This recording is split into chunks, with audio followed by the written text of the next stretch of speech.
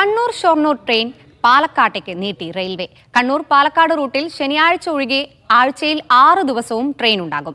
ഈ മാസം 23 മുതൽ ട്രെയിൻ സർവീസ് ആരംഭിക്കും. വിവരങ്ങളുമായി ടി നന്ദഗോപാൽ ചേരുന്നുണ്ട്. നന്ദഗോപാൽ, എന്തൊക്കെയാണ് വിവരങ്ങൾ? അക്ഷയ, പാലക്കാട് കോഴിക്കോട് റൂട്ടിൽ ഒരു ട്രെയിൻ കൂടെ വേണമെന്നുള്ളത് നിരന്തരമായുള്ള യാത്രക്കാരുടെ ആവശ്യമായിരുന്നു. ഇതിലാണ് ഇപ്പോൾ ഒരു പരിഹാരം ഉണ്ടായിരിക്കുന്നത്.